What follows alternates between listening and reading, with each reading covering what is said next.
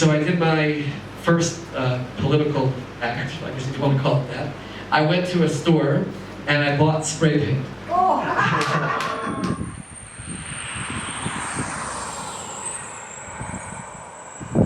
This is, of course, Rabbi Dov Lipman. He holds a rabbinic ordination from Ner Israel Rabbinical College and a master's in education from Johns Hopkins University.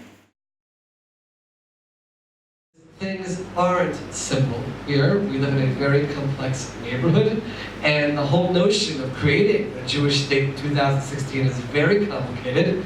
And you can let yourself be pushed down and frustrated by it, or you can just take a step backwards once in a while and say, look at the times that we're living in.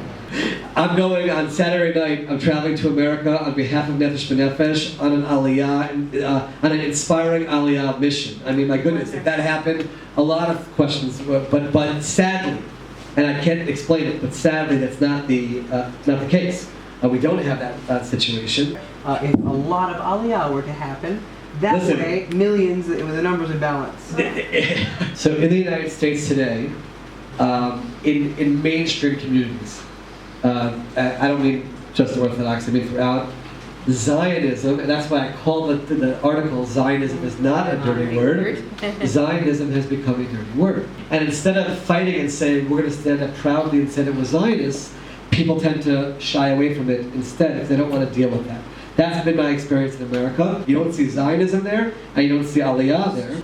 I went to Australia, and suddenly everywhere I went, there's Zionism, Zionism, Zionism. Everyone was talking about Zionism.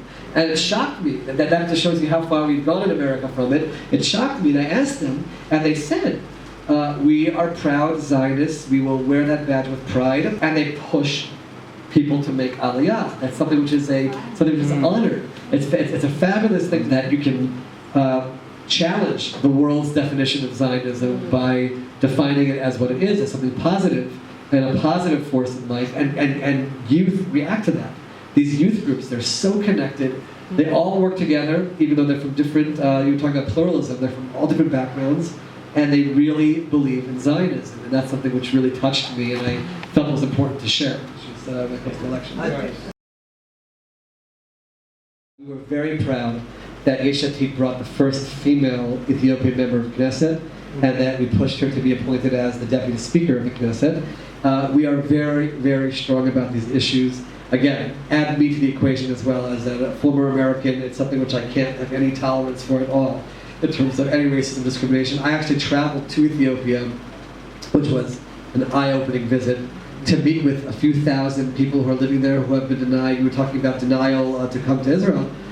My goodness, I saw these people so spiritual, so religious, so committed to living in these camps for years, just with the moment that maybe they could go back to Jerusalem. It's an incredible thing to see. One of the ideas that we had in the schools was to have Aliyah Day in schools where kids actually talk about their heritage.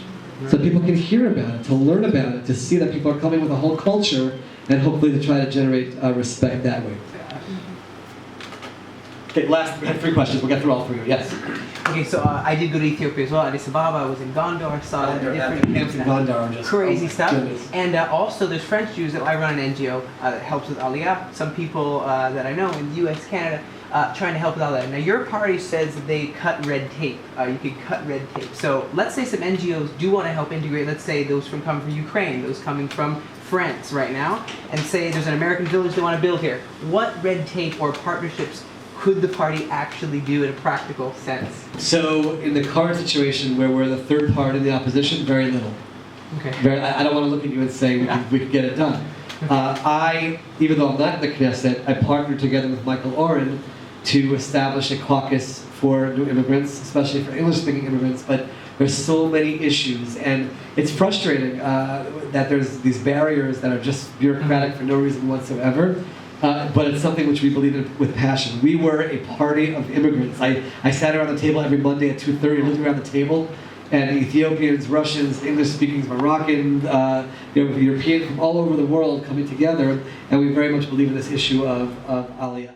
Hey, after having met with Rabbi Dov Lipman of Yesh Atid party under Yair Lapid, I realized that these are key issues, but the government can't handle it on its own. We need to rise up. We need to help the government, and as a grassroots initiative, and with strategic international and national partnerships all over the Knesset, we need to help cut red tape. We need to help immigrants get attached, absorbed, acculturized, and integrated into this land of promise. Let's do it together. Let's not wait.